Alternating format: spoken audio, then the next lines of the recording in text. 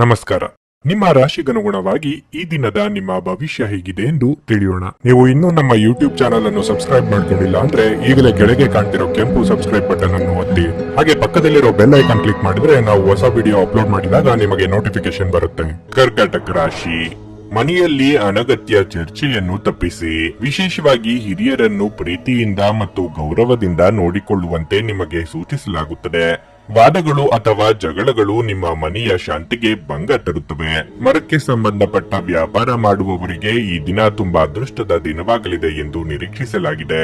ನೀವು ಅಪಾರ ಲಾಭ ಪಡೆಯಬಹುದು. ಮತ್ತೊಂದೆಡೆ ಇಂದು ಸರ್ಕಾರಿ ಉದ್ಯೋಗಗಳಲ್ಲಿ ಕೆಲಸ ಮಾಡುವ ಜನರಿಗೆ ಬಹಳ ಕಾರ್ಯನಿರತ ದಿನವಾಗಿರಲಿದೆ. ಇಂದು ನಿಮ್ಮ ಕೆಲಸದ ಹೊರೆ ಹೆಚ್ಚಾಗಬಹುದು. ನಿಮ್ಮ ಎಲ್ಲಾ ಕೆಲಸಗಳನ್ನು ಪೂರ್ಣ ಮನಸ್ಸಿನಿಂದ ಪೂರ್ಣಗೊಳಿಸಲು ಪ್ರಯತ್ನಿಸಿದರೆ ಅದು ಉತ್ತಮವಾಗಿರುತ್ತದೆ.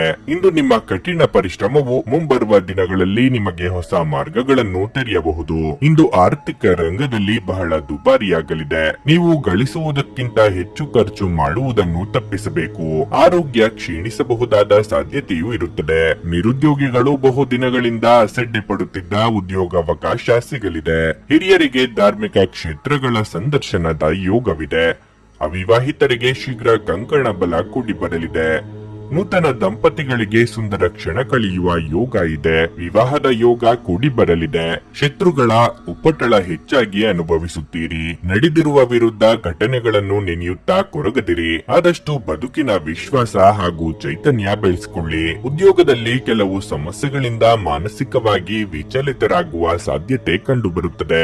ನಿಮ್ಮ ಶಕ್ತಿಯ ಮಟ್ಟ ಇಂದು ಹೆಚ್ಚಿರುತ್ತದೆ. ಸಂಜೆಯ ವೇಳೆಯಲ್ಲಿ ಇಂದು ನೀವು ಹಣದ ಪ್ರಯೋಜನವನ್ನು ಪಡೆಯುವ ಪೂರ್ತಿ ಸಾಧ್ಯತೆಯೂ ಇದೆ. ಏಕೆಂದ್ರೆ ನಿಮ್ಮ ಮೂಲಕ ಕೊಟ್ಟಿರುವ ಹಣ ಇಂದು ನಿಮಗೆ ಮರಳಿ ಸಿಗುವ ಸಾಧ್ಯತೆ ಇದೆ.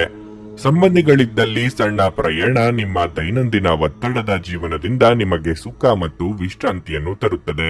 ಪ್ರೀತಿಗೆ ಬೇಕಾದ ಫಲಿತಾಂಶ ಇಂದು ನೀಡಬಹುದು. ಘಟನೆಗಳು ಉತ್ತಮ ಮತ್ತು ಗೊಂದಲಮಯವಾಗಿರುವ ಒಂದು ದಿನ. ಇದು ನಿಮ್ಮನ್ನು ದಣಿವು ಹಾಗೂ ಗೊಂದಲದಲ್ಲಿರಿಸುತ್ತದೆ. ನಿಮ್ಮೊಂದಿಗೆ ಯಾರೂ ಇಲ್ಲದೆ ನಿಮ್ಮ ದಿನವನ್ನು ಪೂರ್ಣವಾಗಿ ಆನಂದಿಸಲು ನಿಮಗೆ ಸಾಧ್ಯವಾಗಬಹುದು. ನಿಮ್ಮ ಇಂದಿನ ಅದೃಷ್ಟ ಸಂಖ್ಯೆ 3. ನಿಮ್ಮ ಇಂದಿನ ಅದೃಷ್ಟ ಬಣ್ಣ ಹಸಿರು. ನಿಮ್ಮ ಇಂದಿನ ಉತ್ತಮ ಸಮಯ ಬೆಳಗ್ಗೆ 11:15 ಮಧ್ಯಾಹ್ನ 2:30 ರವರೆಗೆ.